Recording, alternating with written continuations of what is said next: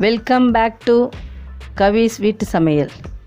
இந்த வீடியோ பிடிச்சதுன்னா லைக் பண்ணுங்கள், ஷேர் பண்ணுங்கள், கமெண்ட் பண்ணுங்கள். மறக்காமல் நம்ம சேனலுக்கு சப்ஸ்கிரைப் பண்ணுங்கள்.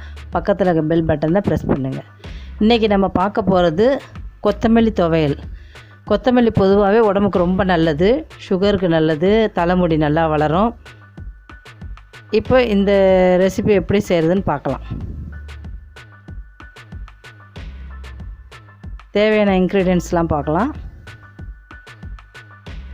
கொத்தமல்லி ஒரு கட்டு எடுத்துக்கோங்க. கட் பண்ணி க்ளீன் பண்ணி வச்சுக்கோங்க. தேவையான அளவு உப்பு. தேங்காய் கொஞ்சம் போட்டால் போதும். புளி ஒரு சின்ன சைஸ் அளவு எடுத்துக்கோங்க. சின்ன வெங்காயம் 1, 4 பல் பூண்டு, இஞ்சி நமக்கு டேஸ்ட்டுக்கு ஏற்ற மாதிரி இஞ்சி எடுத்துக்கோங்க, பச்சை மிளகாய். இப்போ கடாய் காஞ்சிருச்சு, எண்ணெய் ஊற்றிக்குங்க. வெங்காயம் போட்டுக்குங்க, பச்சை மிளகாய் இதை லைட்டாக வதக்கிக்குங்க. இப்போ எடுத்து வச்சுருக்க இஞ்சி பூண்டு இதையும் நல்லா வதக்கிக்குங்க. இப்போ தேங்காய் திருவி வச்சுருக்கேன், அது கொஞ்சம் போட்டு லைட்டாக வதக்குங்க. இப்போ நம்ம கொத்தமல்லி போட்டுக்கலாம். தேவையான அளவு உப்பு போட்டுக்குங்க.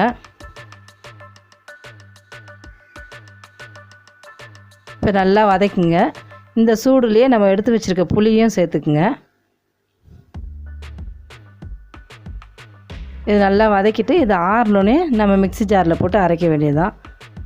இது தாளிக்கணும்னு அவசியம் இல்லை, எண்ணெயிலே வதக்கிறதுனால.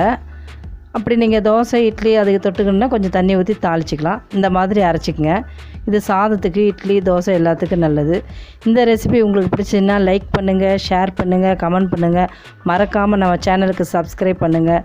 பக்கத்தில் இருக்க பெல் பட்டனை ப்ரெஸ் பண்ணுங்கள். தேங்க்ஸ்.